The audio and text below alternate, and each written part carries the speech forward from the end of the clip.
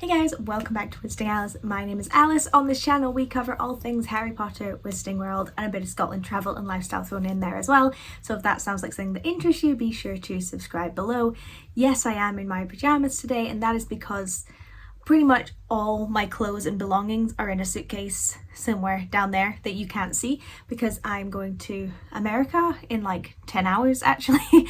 I really should have been more prepared, but I'm filming a video now and my pajamas are pretty much all I have left, so this is what we're doing, this is what we're going with. But yeah, thank you so much for the positive reception on my Harry Potter and the Philosopher's Stone explained video. If you haven't watched that yet, I definitely recommend that you do, because I kind of explain the series and how it's going to work and all those kind of fun things. But today I'm doing Chamber of Secrets, of course, so let's just get right into the explaining. So of course we start and Harry is back at the Dursleys for the summer, and Hedwig is making a lot of noise because she's trapped in her cage. She can't really go anywhere, she can't really do anything, and it's really annoying the Dursleys, who don't really want Harry there, but they particularly don't want an owl in their house as well.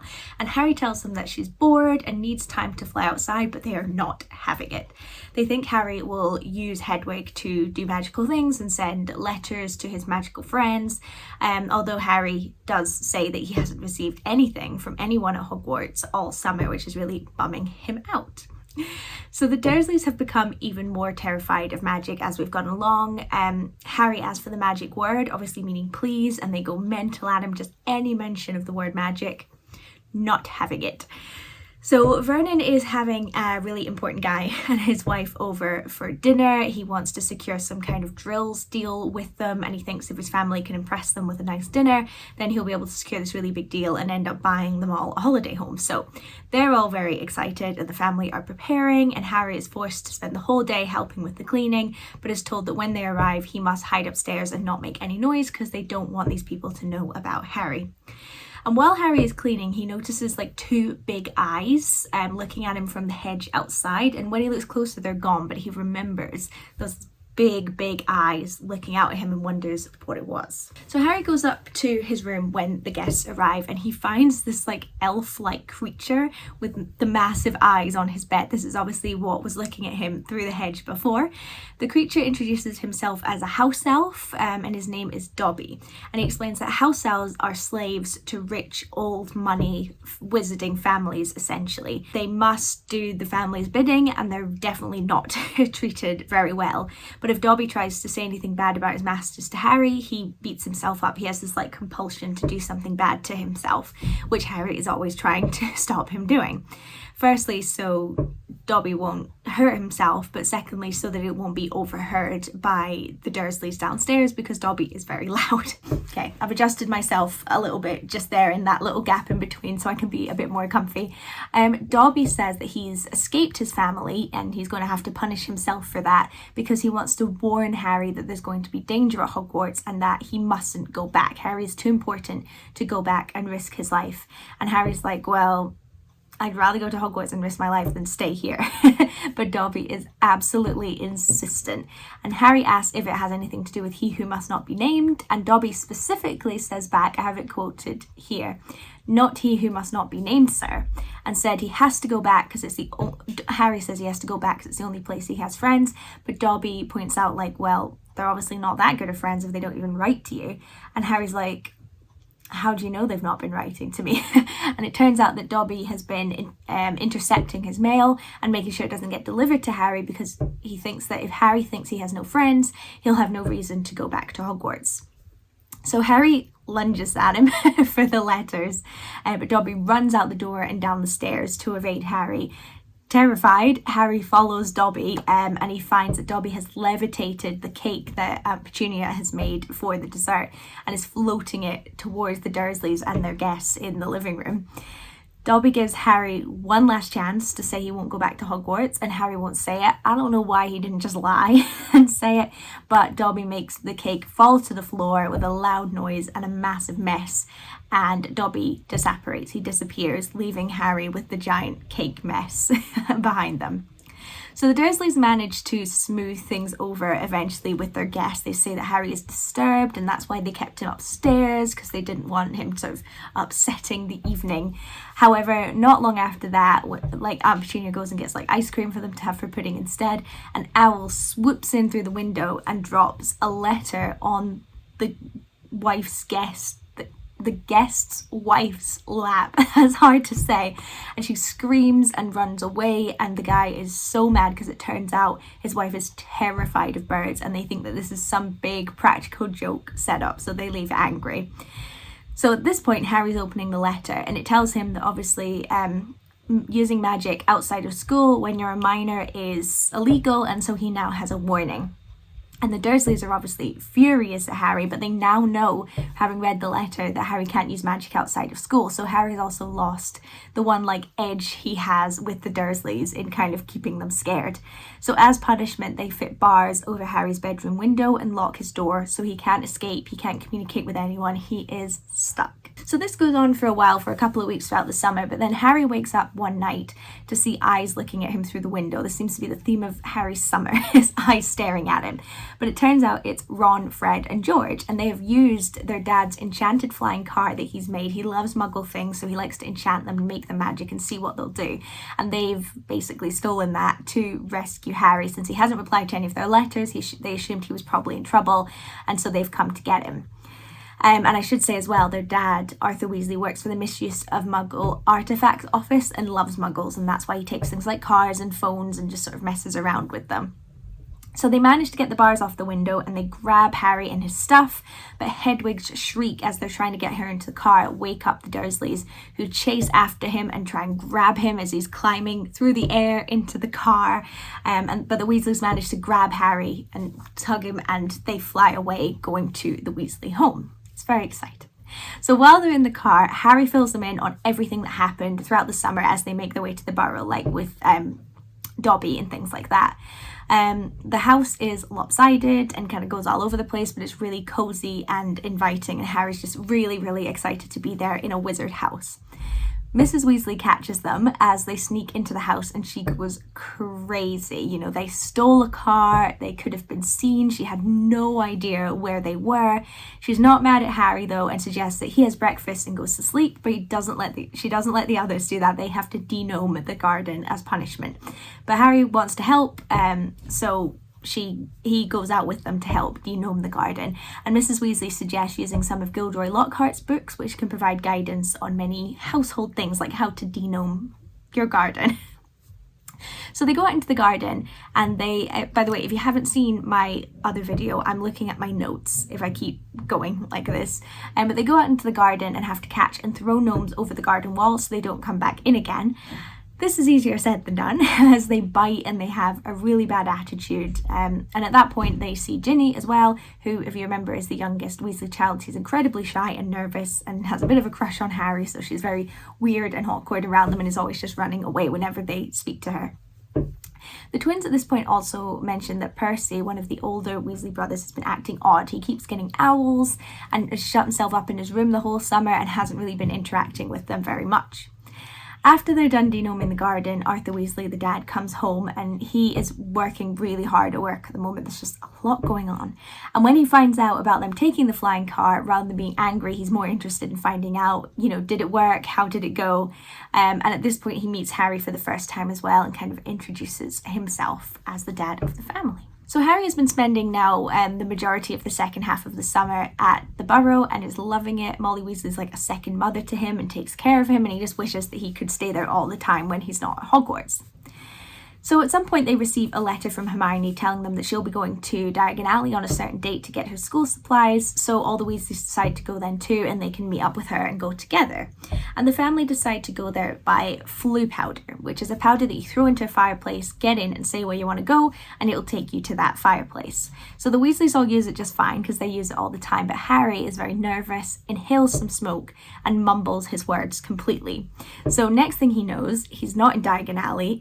All he knows is it's definitely not Diagon Alley. It is dark and dingy, and it's got loads of mysterious items on the shelf, and he goes to leave, but he sees Draco Malfoy outside the shop, and he's like, no.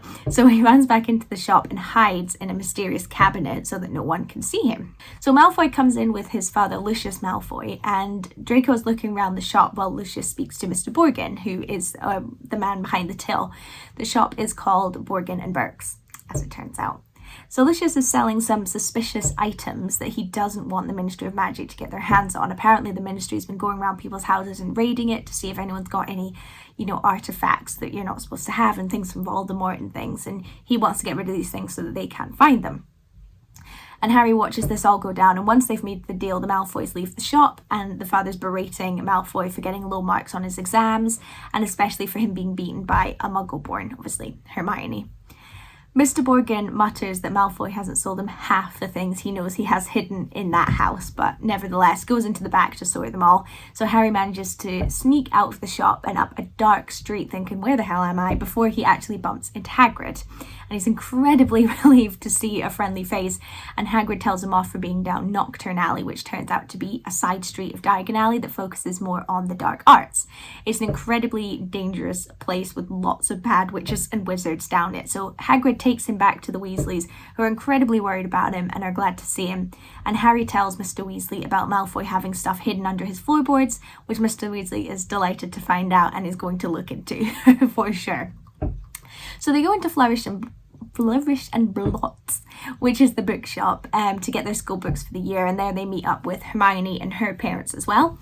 And it turns out on the day that they're there is a book signing by Gilderoy Lockhart going on, and almost all of their school books that year are by him, and Mrs. Weasley is like obsessed with Gilderoy Lockhart. So they go in and he comes out incredibly polished and arrogant. It's clear that Gilderoy Lockhart really loves the attention and loves being a star. And before long he actually recognises Harry in the crowd and pulls him up on stage for pictures, which Harry is like mortified by. He's like, please no, but he does it anyway. And at this point Lockhart announces to the crowd that he's actually going to be the Defence Against the Dark Arts teacher at Hogwarts for this year, and gives Harry all his books for free.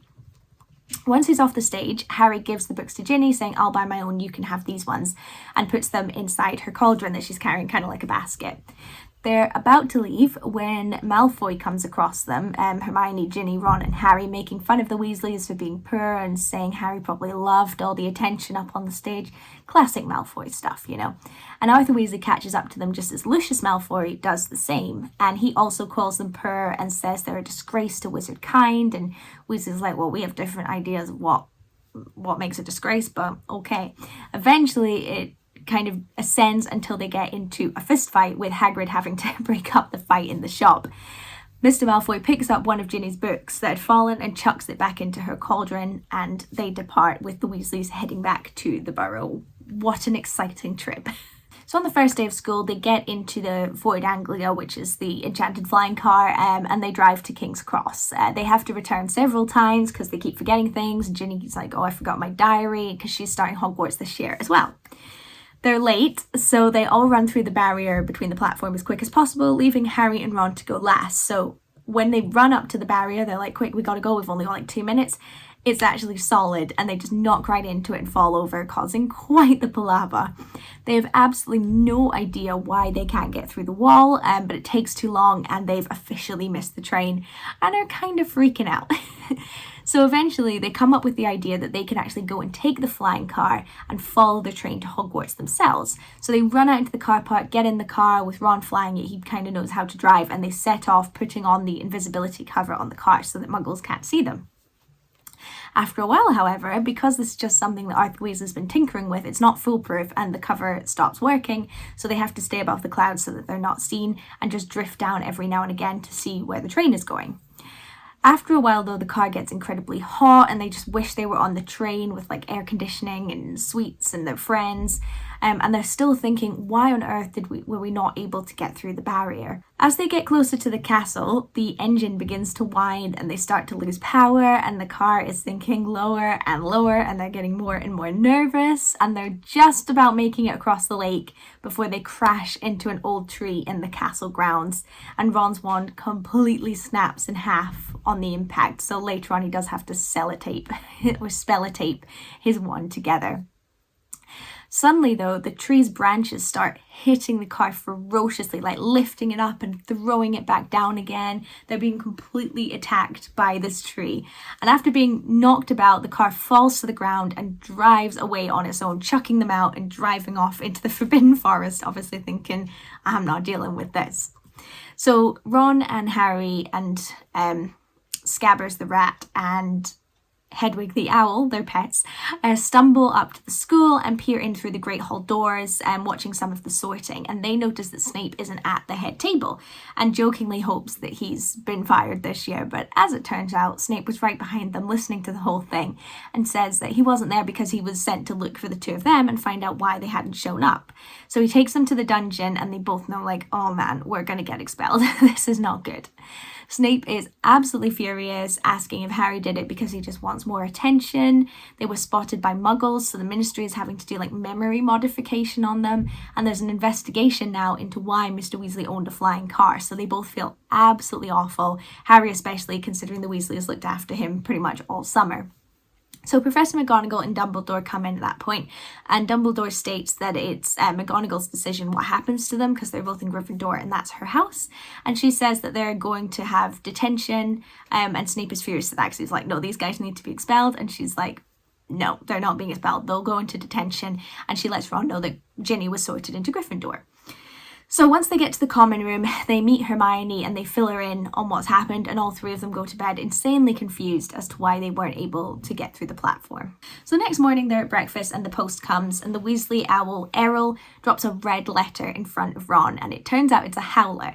And this is a letter you get when someone is very unhappy with you, and it'll open and start screaming whatever's in the letter to you, even if you don't open it yourself. So he hurriedly opens it, and Mrs. Weasley's voice like fills the entire Great Hall, and she's furious that he took the car, and it's led to the father going through an inquiry, and Harry feels again completely awful that this has happened. So they head along to their first class of the day, which is herbology, and Professor Sprout teaches them about mandrakes. But before Harry can enter the class, Lockhart actually pulls him to the side, and he thinks that the car stunt was a trick that Harry used to try and become more famous and get more attention. And Harry tries to tell him like that's really, really not the case, but he can't get a word in edgeways. And Lockhart thinks he gave Harry the publicity bug in Flourish and Blots, and that Harry now wants to basically become Lockhart.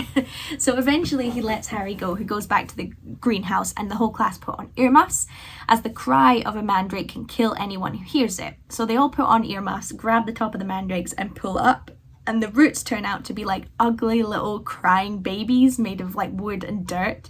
So they repot them with a lot of difficulty. They don't want to come in or out of the pots. And Professor Sprout tells them that the plant can actually be used to restore people who have been cursed or petrified back to their original state. So that's why they're learning what to do about them. So while Harry, Ron and Hermione work on their mandrakes, a Hufflepuff student called Justin Finch Fletchley joins the group. And he tells them he was supposed to go to Eton, but he's glad that he got his Hogwarts letter instead. If you don't know, Eton is a very, very fancy private school in England. I think it's a boarding school as well. After a full day of class, it turns out that Ron's snapped wand is worse for wear. His spells backfire now and go completely astray, and he's going to have to write to his parents and ask for a new wand, but he doesn't want to while his parents are so mad at him, so he's just stuck using this faulty wand, basically. And when they're at lunch, a small first-year boy called Colin Creevy excitedly comes up to Harry and tells him that he was really surprised to find out that he was a wizard and has now studied all about the magical world and is really excited to be here, and he knows that because of that Harry is famous. So he always carries around just like a regular camera to show his mum and dad what he's been up to because they're muggles, and asks if he can take a picture of Harry and get him to sign it. Now Malfoy overhears this and loudly exclaims that Harry is giving out signed photos, and of course Lockhart hears this and approaches and pulls Harry to the side, telling him that it looks a little bit big-headed to be asking for signed photos, and Harry again doesn't really get the chance to explain that that is not what he was doing. So the last class of the day is Defense Against the Dark Arts, and Lockhart sets them a quiz to start, but it's all personal questions about him, like what his favourite colour is, and Hermione is the only one who gets all the questions right, of course. So they move on after that to Cornish pixies, and Lockhart releases them into the classroom and tasks the class with getting them back into their cages, but it's absolute bedlam, like it's just chaos. Lockhart realizes he himself can't get the pixies under control, so he runs out the classroom saying he's got somewhere to be and asks Harry, Ron and Hermione to sort it out. So Hermione of course manages to, but Ron and Harry are really suspicious of Lockhart at this point, and think that he probably can't actually do the things that he says he's done. And Hermione, who has a bit of a crush on Lockhart, is like, shut up, no, he knows what he's doing, he's just really busy. So one morning in the term, Harry is shaken awake very early by Oliver Wood telling him he has to get up for Quidditch practice. So Harry meets the rest of the team down in the changing room, all of whom look very sleepy and very grumpy for being woken up so early. But Oliver says they're going to get really serious. He wants them to learn new tactics and drills so they'll definitely win the Quidditch Cup this year. So eventually, after some pep talks, they make their way onto the pitch, only to find the Slytherin team coming their way as well. And they hand Wood a note from Professor Snape saying that the Slytherin team can get priority of the pitch today so they can train their new seeker, who turns out to be Malfoy. And the team all have shiny new Nimbus 2001s, which are the best, fastest brooms that are currently on the market. Ron and Hermione, who have been watching this exchange, come over to see what's going on, and Hermione accuses Malfoy of buying his way into the team with these fancy new brooms, whereas the Quidditch team got in on talent. So Malfoy does not like this at all, and he calls her a mudblood, and though Harry doesn't know what this means, it causes a really significant reaction from everyone there, leaving Harry really confused as to what happened.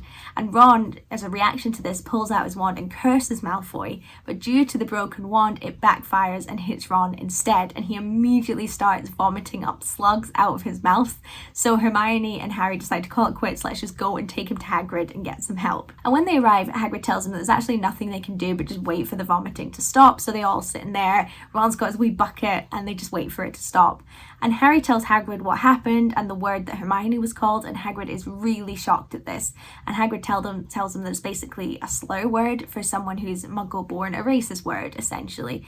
And of course, he says, you know, who you're born to or where you're born has no effect on your magical abilities at all, and it's a really like old-fashioned way of thinking. So once they get back to the castle, McGonagall finds Ron and Harry and tells them that their detention is going to be that night, and Ron is going to be polishing all the trophies in the trophy room with Filch, and Harry is going to be helping Lockhart answer his fan mail, and neither of them are pleased. I think they both wish they had the other person's detention. So that night, Harry finds Lockhart and sits answering his fan mail while Lockhart goes on and on about his accomplishments and how amazing he is, when Harry starts to hear something. And it's a really chilling, cold voice kind of coming from nowhere saying like, let me rip you, let me kill you. And Harry jumps and asks if Lockhart can hear it as well, which he can't.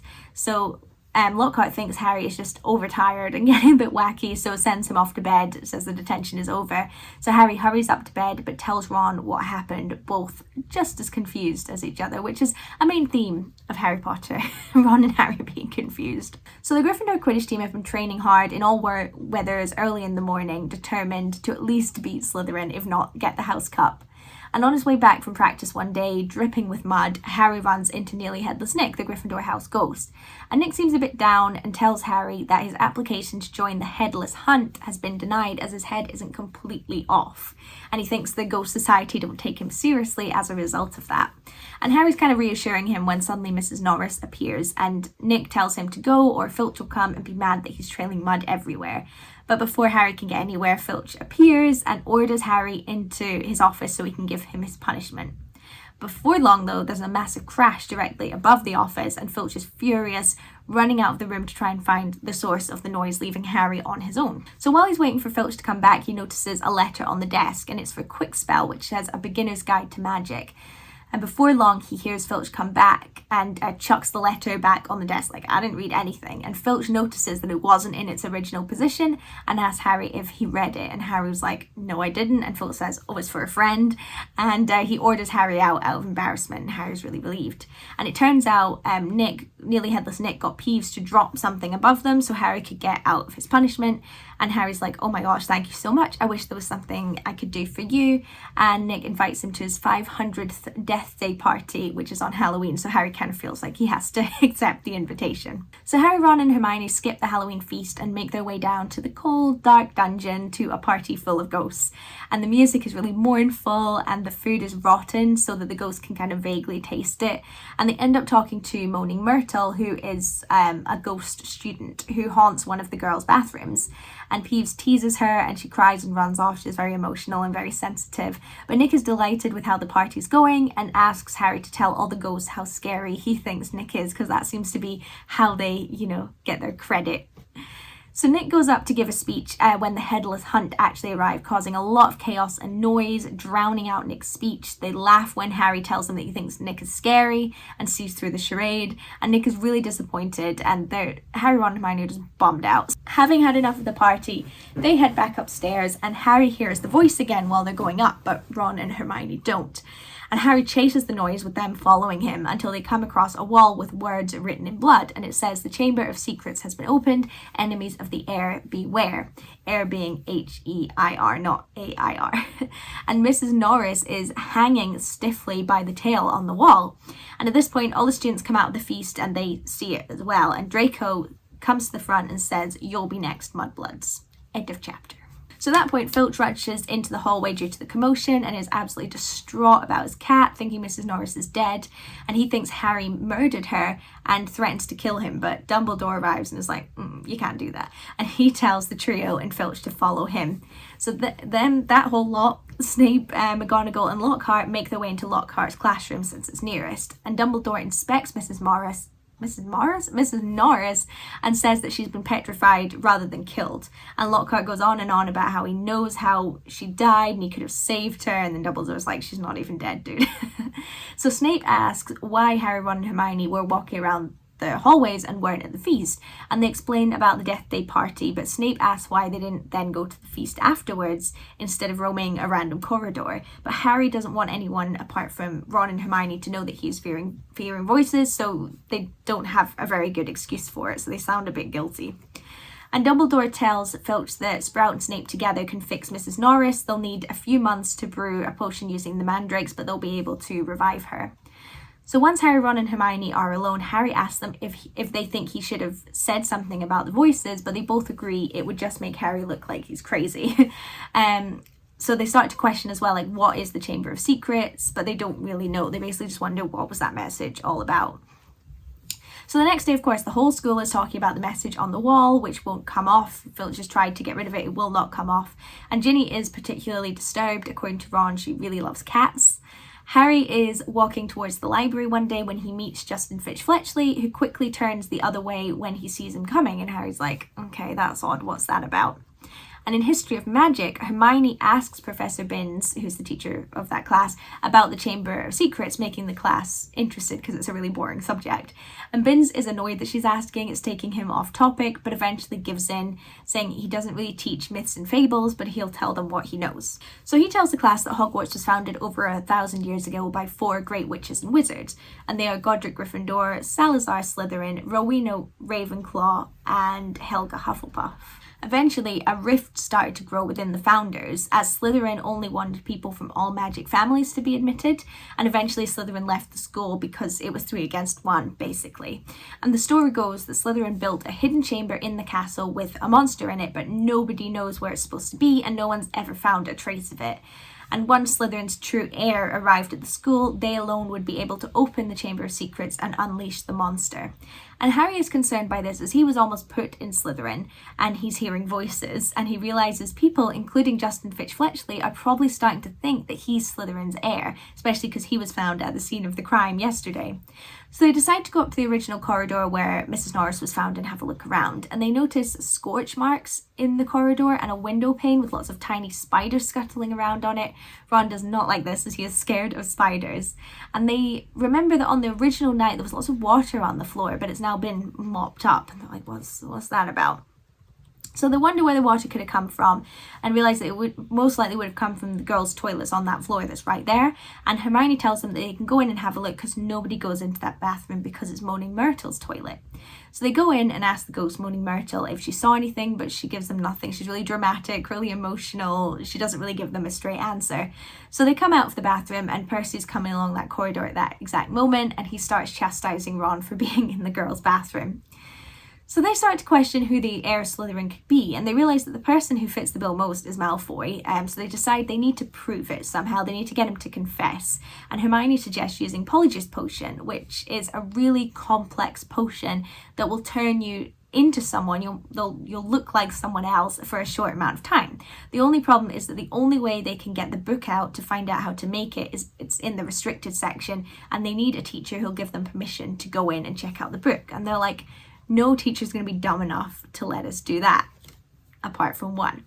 So after Defense Against the Dark Arts class one day, Hermione goes up and asks Lockhart to sign the permission slip, and he does easily, thinking Hermione just wants an autograph.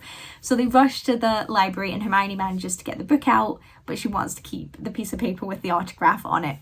So they look at the potion recipe and realise that they're going to need to steal and break a lot of school rules to make this work, but they decide it's worth it. Even though it's going to take a month, it's worth it just to get that confirmation. The next morning is a Quidditch day, a Gryffindor versus Slytherin, so it's a big one. The gameplay is as nasty as ever, and Slytherin do really well on their new brooms. They're super fast and agile. But throughout the match, Harry seems to notice that there's one bludger that seems to be following him, and even when Fred and George bat it away, it turns back and always heads towards Harry, causing lots of injuries on him. Eventually, the team called timeout and tell Oliver Wood about the bludger, but there's nothing they can do. They have to keep playing as they don't want to forfeit the match, which would mean Slytherin would win. So Harry continues playing in the rain with the bludger and it breaks its arm, and Malfoy is completely mocking him the whole time until Harry notices the snitch is right beside Malfoy's face and he's not noticing because he's too busy mocking Harry.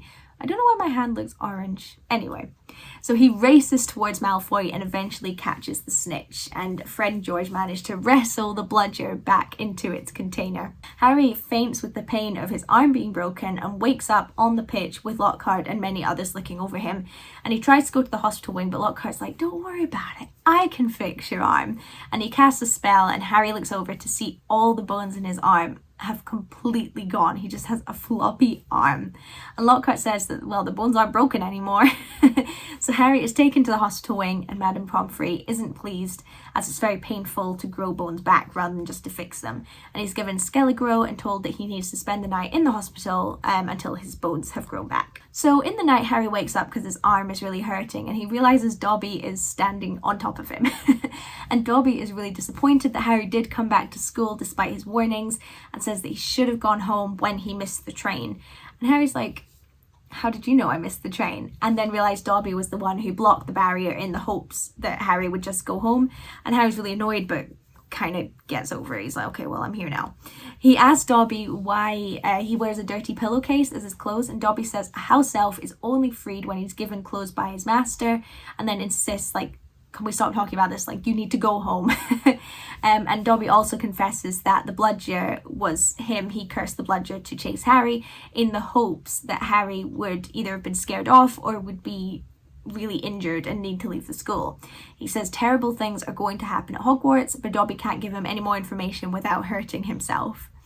And they hear footsteps coming towards the hospital wing, so Dobby disappears and Harry pretends to go back to sleep, and he sees Dumbledore and McGonagall come in with a student who seems to have been petrified like Mrs. Norris, and they tell Madame Pomfrey that there's been another attack and it was Colin Creevey, and he was sneaking up to see Harry and was holding his camera and he was petrified, and they open it up to see if he got a picture of his attacker, but the film is completely destroyed, so obviously this creature is incredibly powerful. The next morning, Harry's arm is fixed so he can leave the hospital wing, and he goes to find Hermione and Ron but can't find them anywhere. He finds Percy coming out of the library in suspiciously high spirits, and he's like, oh well, I hope Ron isn't in a girl's bathroom again. And Harry's like, that's exactly where he is. So he goes to Moaning Myrtle's bathroom and tells them what happened in the night, and Ron and Hermione are like, we know, that's why we've already started working on the Polyjuice Potion without you.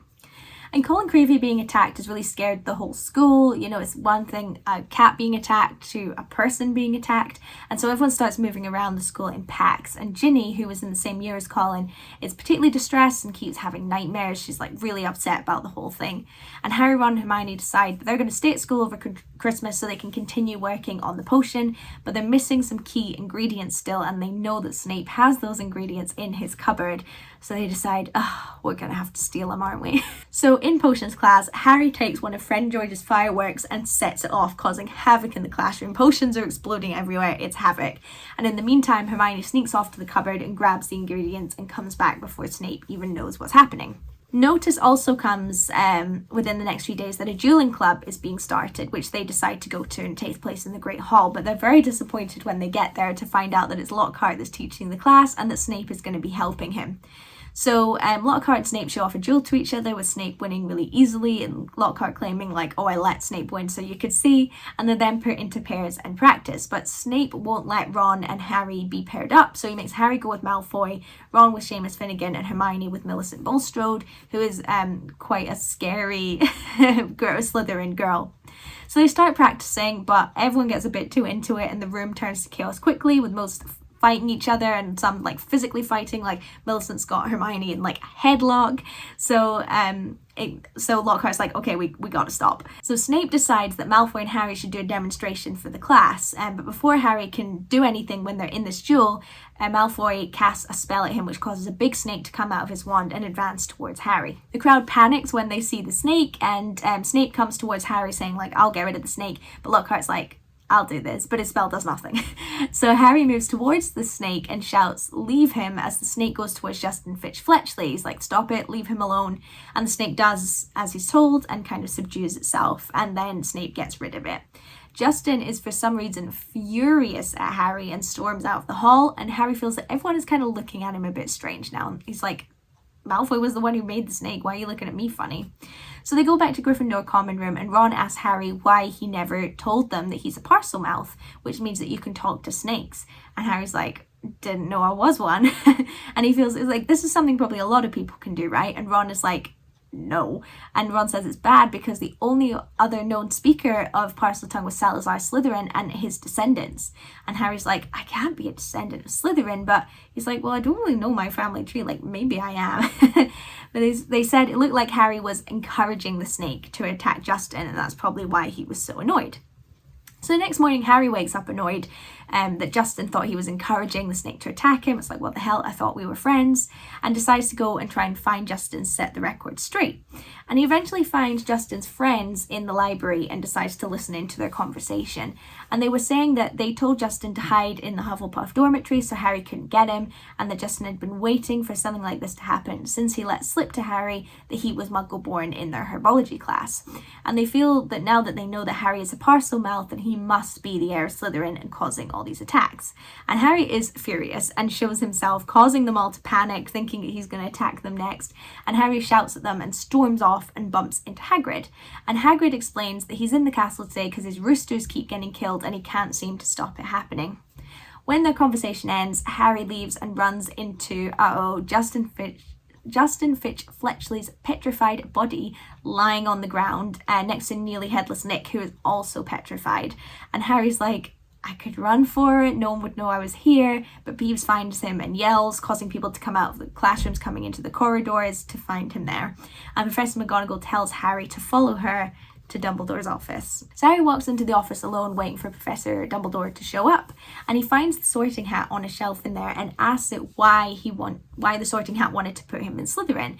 And the hat says that he would have done really well in Slytherin, and Harry's like, you're wrong, and turns around to see a decrepit looking bird that suddenly bursts into flames. It's not a good day for Harry, and Harry's freaking out at this moment because Dumbledore enters the room, and he tries to explain, he's like, I didn't touch the bird, I didn't do anything, but Dumbledore is really happy that the bird caught fire. It's a phoenix, and at the end of its life it's reborn from its own ashes and rises again as like a baby bird, and the whole cycle continues, and it's his pet phoenix called Fox. As they're about to talk about what happened, Hagrid flies in explaining it can't have been Harry. He was with him like seconds before the bodies were found. He would not have had time to do that. And Dumbledore's like, I know, it's fine. So Hagrid leaves. And Dumbledore asks Harry, is there anything that you want to tell me that would be useful for me to know? And Harry considers, but is like, no, which was a big mistake, but whatever. So it gets to Christmas Day and Hermione tells them that the potion is ready. So she tells them that they'll need a little bit of who they're turning into, Crabbe and Goyle. And she already has some hair from Millicent Bulstrode from the dueling club. So Hermione fills 2 cakes with sleeping draughts and leaves them out for Crabbe and Goyle to eat. And because they're not particularly smart, they do, and they pass out, and Harry and Ron drag them into a broom cupboard, take some of their hair and their shoes and clothes as well. And they put the ingredients in and drink the potion, which is a very painful experience, and Harry and Ron transform into Crabbe and Goyle before each other's eyes and marvel at the fact that this potion has worked. They knock on the toilet cubicle door for Hermione to come out, but she refuses. She's actually a bit funny and tells them to go on without her, as they only have about an hour before they change back, so off they go. So they head out and look for the Slytherin common room where they know they'll find Malfoy, and they run into Percy down in the dungeons area, who questions them like, what are you doing walking about? But then Malfoy comes along and drags them along to the Slytherin common room. And Malfoy's in a really good mood and shows them both a newsletter clipping that says that Lucius Malfoy is calling for Arthur Weasley's resignation after the flying car incident. And Malfoy is happy all the mudbloods are being injured and wish he knew who was behind it so he could help them. And they're really shocked to learn that it's not Malfoy. And not only is it not Malfoy, he has no idea who's doing it.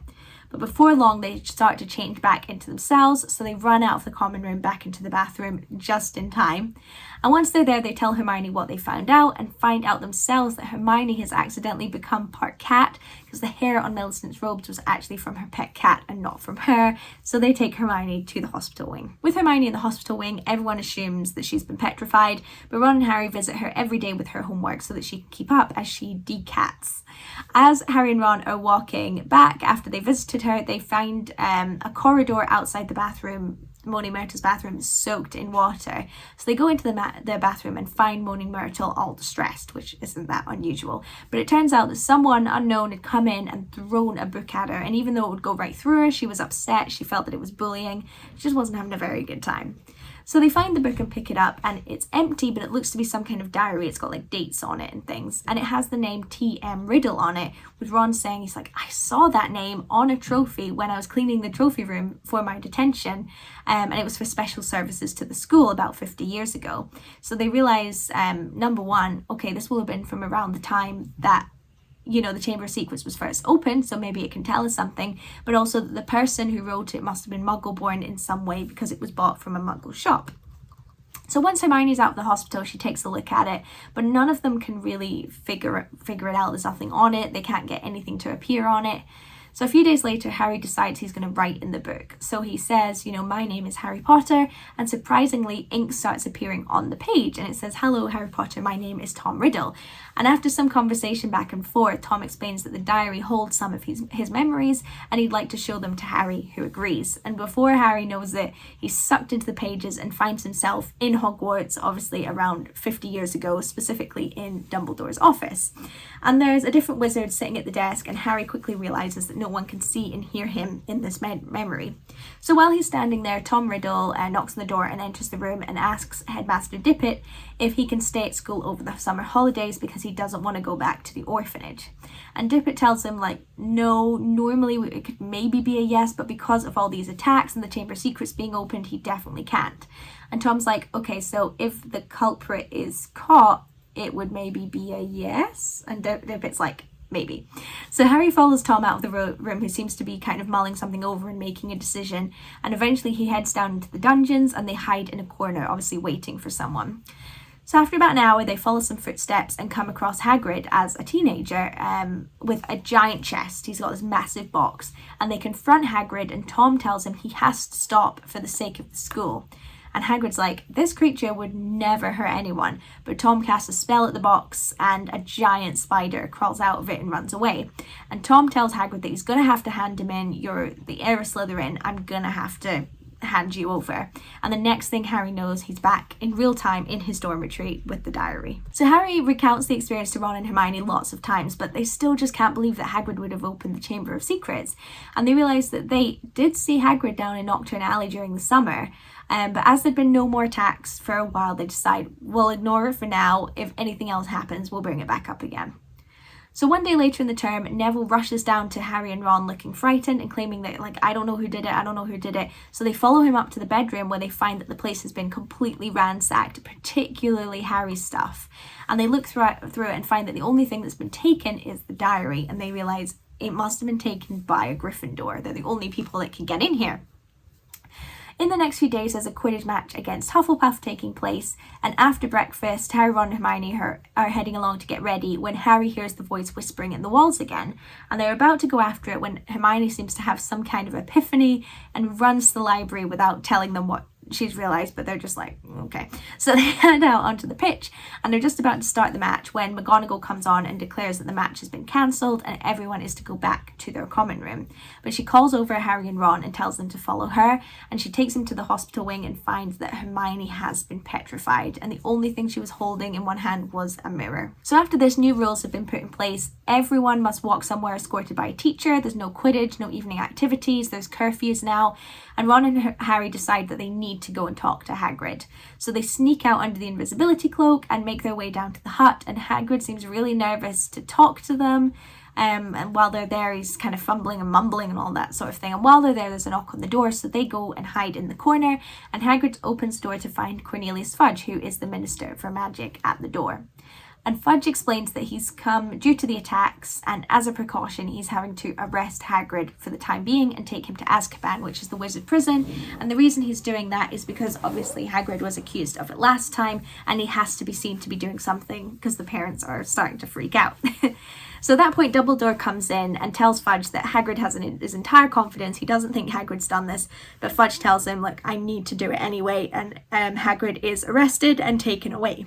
And Lucius Malfoy appears and says that the Board of Governors has unanimously agreed that Dumbledore should be suspended due to the attacks. They don't feel like he's managing the attacks very well. And Dumbledore agrees to go quietly, even though Fudge is kind of like, whoa, I don't think we need to go that far. But he's like, no, I'll go. But Dumbledore reminds the room that help will always be given at Hogwarts to those who ask for it, and then leaves. And before Hagrid goes, he loudly exclaims that someone will need to look after Fang while he's away, and if anyone wants answers, all they have to do is follow the spiders. And they all leave, leaving Harry and Ron in total shock. So with Dumbledore gone, the school is on edge, with Professor McGonagall stepping in as temporary headmaster, and Harry and Ron try to visit Hermione in the hostel wing all the time, but the school is basically shut down and they're not allowed in. On the bright side, Justin's friends make friends again with Harry, saying, like, we know you would never hurt Hermione, so we don't believe that you did it. As Harry and Ron are led around the castle, they keep noticing small spiders running to and from the windows to the grounds, and Ron is terrified and hates this, but Harry keeps thinking about what Hagrid said about following the spiders.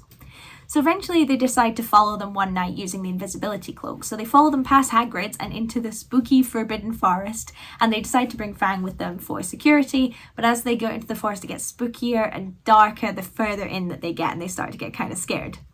Suddenly, Fang starts barking and they see something moving in the distance, and they're now surrounded by spiders of all shapes and sizes, so they're like, oh, we really don't like this. But to their delight, the flying car actually appears in front of them, and it seems to have sort of grown accustomed to life in the forest.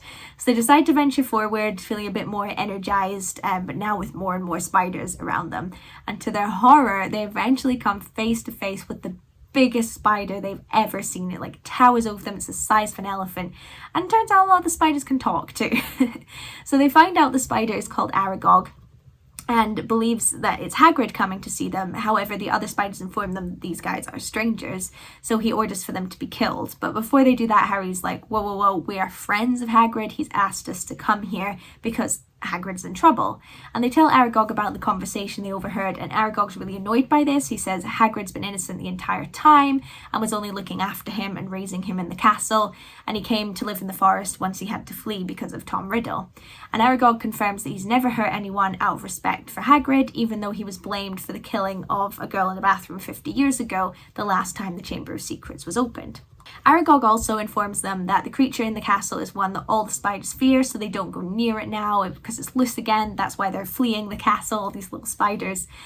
Aragog refuses to tell them what the creature is. They just don't speak of it. That's how scared they are of it. So they have all the information they need. So Ron and Harry are like, we'll go now. But Aragog's like, whoa, my children deserve to eat some good food. So they're backed into a corner by the spiders when all of a sudden the flying car comes flying around the corner and opens up its doors. So they jump in, including Fang, and the car drives away crazy fast. And the spiders are chasing them, but they eventually outrun them. When they reach the edge of the forest, the car chucks them out and reverses back into the woods. They take Fang back to the hut, and bless him, he's really shaken up, but they can't believe what they've just experienced and what Hagrid is hiding in the woods. But at least now they know that Hagrid did not open the Chamber of Secrets and the spider is not the monster. So they go to bed full of thoughts, but Harry suddenly shoots up and gets Ron's attention. Aragog said the girl who was killed by the monster 50 years ago died in a bathroom, and Harry questions, what if she never left? And Ron is like, oh my god, it's Moaning Myrtle. So at breakfast the next day, McGonagall announces to the school that Professor Sprout has successfully raised the mandrakes and they'll be ready soon to wake up the victims, and the victims will then be able to tell them what they saw, and hopefully they can kind of solve it from there. But Ginny sits beside them looking really nervous, like rocking backwards and forwards, and Ron asks her what's wrong, and she's about to say, but at that point Percy joins them, scaring Ginny off. And Ron shouts at Percy for this, but Percy goes red and said that Ginny caught him and Penelope Clearwater, and he doesn't say what happened, but he's disappointed that she was going to tell them what she saw.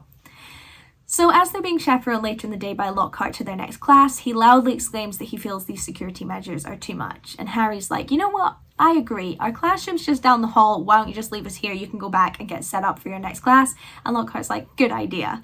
So Harry and Ron take this opportunity now they're unsupervised and walk away, heading to the girls' bathroom to talk to Myrtle. However, on the way they're spotted by Professor McGonagall, and they tell her to get out of trouble that they were going to the hospital wing because they really, really miss Hermione. And this makes McGonagall tear up and says, okay, you can go to the hospital wing. They feel really guilty about this lie, so they're like, oh, we better go to the hospital wing. And while there, Harry notices something in Hermione's other hand that's really tightly clenched into a fist, and it's a bit of paper. And with a bit of difficulty, he manages to get it out of her hand without ripping it, and find that it's a page from a textbook about basilisks, and they're giant snakes that live for hundreds of years. They have a murderous stare, so they'll kill anyone who looks directly into their eyes. Spiders flee before the basilisk, and the basilisk is killed only by the crowing of a rooster. Well, not only, but that's like the main thing. So Harry and Ron can't believe what they're seeing. The monster must be a basilisk, that's what Aragog was saying, and that's why someone has been killing all the roosters. And Ron questions why nobody's ever died then if the stare is murderous, and Harry realises, well, because nobody has looked it in the eye. Mrs. Norris saw it in the reflection of the water, Colin saw it through his camera, Justin saw it through Nearly Headless Nick. Nearly Headless Nick saw the full thing, but he's already dead, so the best thing that could happen was be petrified, and Hermione saw it through the mirror. And that must have been why she was carrying it around. She realised what it was, so she carried the mirror for safety. In the margins, Hermione had written pipes, ? And they realise that must be how it's getting around the school. And Ron realises at this point that the entrance to the Chamber of Secrets must be in the bathroom through the pipes. And this makes Harry realise that he can't be the only Parselmouth in the school. Someone else must be speaking to the snake, and he realises that because he can speak Parseltongue, that must be why he's the only one who can hear it moving around the school. So they decide to go and wait in the staff room for McGonagall to come in so they can tell her what they found out, when all of a sudden McGonagall's voice sort of comes from nowhere really. It's kind of amplified, is that the word? Amplified throughout the whole school. And she tells students to go back to their dormitories immediately and for all the teachers to meet in the staff room. So while they're there, they decide to hide in a cupboard so they can hear what's going on. And once all the teachers have gathered, McGonagall tells them all that a student has been taken into the chamber itself by the monster, and the heir of Slytherin has left another message on the wall saying her skeleton will lie in the chamber forever, and it turns out that that student is Ginny Weasley, everybody. Lockhart arrives late in that moment asking what he's missed, and the teachers take the opportunity to sign him up to go and find the chamber and rescue Ginny, since he's always bragging about his experience fighting the dark arts and he claims to have known where the chamber was all along. And Lockhart's like kind of nervous and is like, oh, I don't know, maybe someone else would be better for this, but they're like, go to your office, get ready, you're going in.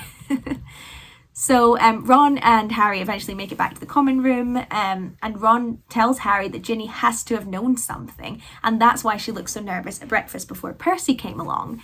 And they don't know if she'd still be alive even at this point, but they decide they have to do something, so they head to Lockhart's office to tell him what they know in case it helps when he's looking for the Chamber of Secrets. When they get there, they find his office almost completely empty and he is packing, obviously going to run away. They are so angry at this, and Lockhart explains that he has modified people's memories in the past to forget all the amazing things that they've done, and then he'll take credit for that stuff in his books. And he doesn't know how to do anything. He's a complete fraud, and he certainly can't help Ginny. So at this point, Lockhart turns on them and tries to modify their memory, but Harry and Ron are quicker, disarming him and knocking him backwards. And they tell Lockhart they believe they know where the Chamber of Secrets is, and he is going with them, and he reluctantly follows. So they head to the girls' bathroom and meet Moaning Myrtle and ask her how she died. And she said she was crying in the bathroom when she looked up and saw two big eyes near the sink, and next thing she knew, she was dead and she was a ghost. And they realised that the basilisk must have come up through the pipes in the sink. So looking at them, Harry notices an etching of a snake on one of the taps and speaks Parseltongue to it, asking it to open up, and to their surprise it does, uncovering a massive tunnel heading underneath the school. So the three jump and find themselves on top of a pile of bones, and they eventually run into a gigantic snakeskin, showing just how huge this creature is. They hear a sudden move behind them, and Lockhart has stolen Ron's wand and is pointing it at them, saying he's going to modify their memories and tell everyone he was too late to save Ginny, and they both went mad in the process so that he can run away.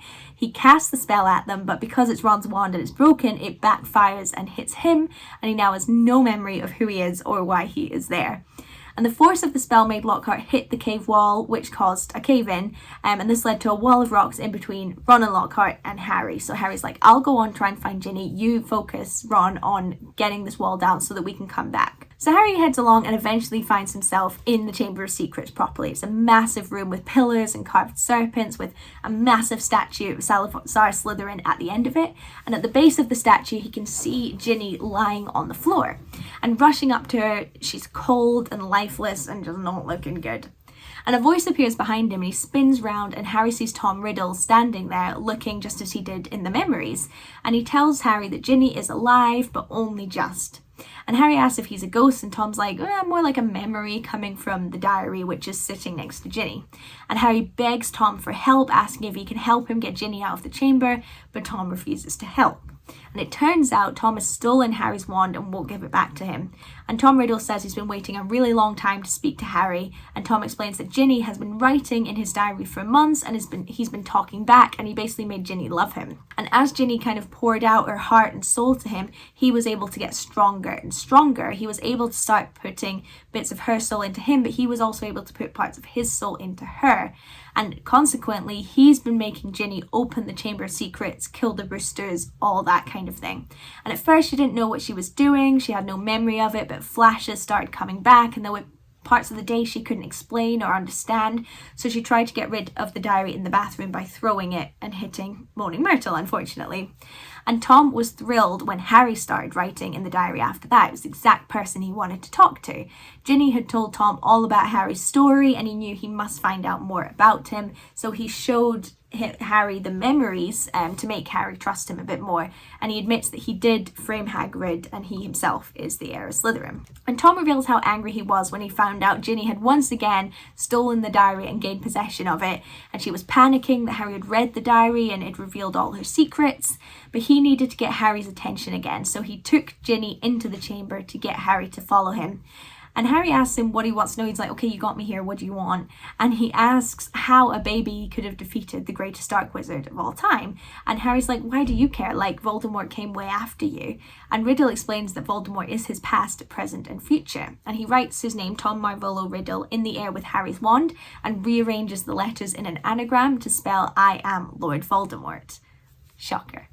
He reveals that he was already using that nickname at Hogwarts with some of his closest supporters, as he didn't want to use his mudblood father's name, but not a lot of people know that Tom Riddle, the student, is the one who becomes Lord Voldemort. People think they're two different people.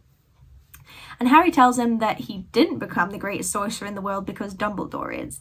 And Riddle laughs and says that Dumbledore was driven out of the castle by the mere memory of him. And Harry's like, you're wrong, he's not as gone as you think you are. And at that moment, Fawkes comes swooping down into the chamber and lands on Harry. And Fawkes has carried with him the school sorting hat. So Tom and Harry are both like, okay. And Tom laughs and starts speaking Parseltongue, opening up a wall in the chamber. And Harry knows that basilisk is going to come out of it and I can't look at it. So he runs, making sure that it's always, you know, behind him. And the monster chases him around the pillars, but he eventually hears a commotion and Harry sort of dares to look round and he sees that Fawkes has clawed the eyes out of the monster, which means number one, the monster is blind, but number two, Harry can now look at it without dying or being petrified or anything like that.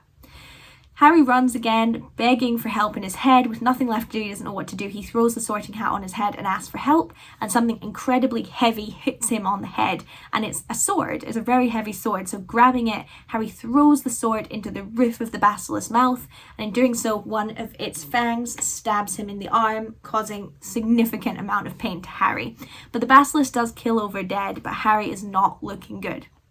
Fawkes comes over and cries on Harry's arm, healing it. A basilisk's tears has healing powers, as it turns out, and Fawkes flies away and returns with the diary that he tosses into Harry's lap. And Harry has a really sudden, strong instinct, and he grabs the fang that came out of the snake's mouth and plunges it into the diary, and Tom starts screaming and writhing and is suddenly gone. As soon as he's disappeared, Ginny wakes up crying and apologising for everything that she's done, and Harry's like, it's fine. We've got rid of Tom Riddle, we're good. And he guides Ginny back through the tunnels until they meet up with Ron and Lockhart, and Ron is so happy to see that his sister is okay. And they all grab onto Fawkes' incredibly strong feathers and flies them back up through the chamber back into the castle. So they end up in McGonagall's office and they find the whole Weasley family in there, and Mrs. Weasley screams and rushes to hug Ginny. They're just so glad she's back, and Dumbledore is also there as well, looking delighted. So for about an hour, Harry tells everyone what happened in the chamber, and they ask Ginny, where did you even get that diary from? And she said she found it amongst her books in her cauldron when they went to Diagon Alley. And Dumbledore announces that in the meantime, all the petrified students are now awake and that Ginny should go to the hospital wing and relax for a little bit. So at that point, Dumbledore is left alone with Ron and Harry, and they both receive points for Gryffindor and merits for contributions to the school, which they're both very chuffed about. And Dumbledore asks Lockhart, like, well, what part did you play in this whole thing? But since Lockhart can't answer, they explain what happened to him. So Dumbledore asks Ron to take Lockhart to the hospital wing, leaving Harry alone with Dumbledore. And Dumbledore explains to Harry that he must have shown him really great loyalty in the chamber for Fawkes to show up. And Harry worries that he's more like Voldemort than he realised. And Dumbledore explained that when Voldemort tried to kill Harry when he was a baby, a part of Voldemort's soul ended up in Harry. And that's why Harry can talk to snakes and why the Hat wanted to put him in Slytherin. But the important thing is that Harry made a conscious choice to be put into Gryffindor. And he explains that Harry must be a true Gryffindor, as otherwise the sword, which turned out to be the sword of Gryffindor, would not have appeared to him. He suggests to Harry that he goes down to the feast, and Dumbledore is going to try and get Hagrid out of Azkaban and find a new defense against the dark arts teacher. So as Harry goes to leave, he finds Lucius Malfoy standing in the doorway looking livid. And Malfoy says to Dumbledore, why are you here? You're suspended. And Dumbledore explains that once news spread that a student had actually been taken, the governors wrote to him in a panic, explaining that Malfoy had blackmailed them into suspending him and that they wanted him back. So back he came. And Malfoy's like, well, did you find out who did the attacks? And Dumbledore simply says, it was Lord Voldemort acting through the form of a diary. And Dobby appears beside Malfoy as well, and Harry realises that Malfoy's is the family that Dobby works for. And Dobby keeps nodding towards Malfoy and the book, like, put two and two together, and Harry understands immediately, and he explains that after Lucius Malfoy fought with Arthur Weasley in the bookshop, Malfoy put the diary amongst Ginny's other books. But they have no proof, so they can't really go any further with this, but they all know that's what happened. So Lucius storms off with Dobby, and Harry grabs the diary and chases after them, handing the diary back to Malfoy. And Malfoy sneers at it and just chucks it to Dobby to carry. But as he does, the page opens with one of Harry's socks in it. And as Malfoy technically gave it to him by giving the book to Dobby, Dobby has been freed and doesn't have to work for the Malfoys anymore. Dobby's ecstatic, Malfoy is livid and tries to curse Harry, but Dobby throws him backwards and Lucius leaves. And Dobby explains that this is why he tried to stop Harry going back to the school, and Harry's like, don't do that again, I'm good. So the end of the year feast was splendid, with everyone celebrating. All the petrified students come back, with Ron and Harry super glad to see Hermione again, and Hermione being really impressed with them that they managed to solve it and save everyone. And Hagrid also manages to come back from Azkaban with a lot of applause, and they all, after the feast, head back home for the summer. And that, ladies and gentlemen, was Harry Potter and the Chamber of Secrets. I hope you enjoyed. There's actually, reading through and kind of making notes and really analysing it, there's a lot more that happens in this one than the first one. The first one is really just set up. There's not a lot of plot. This one, there's a lot to get through, and it's only going to get more and more and more. So I imagine these videos are going to get longer and longer as we go on, but I really hope you enjoyed. As I say, I'm trying just to do them like cute little story time, something you can have on in the background or something like that. But really hope you enjoyed this one. Next month, all going to plan, will be Prisoner of Azkaban, one of my favourites, so I'm very much looking forward to that. Hope you enjoyed. Don't forget to subscribe, and I'll see you next time. Bye.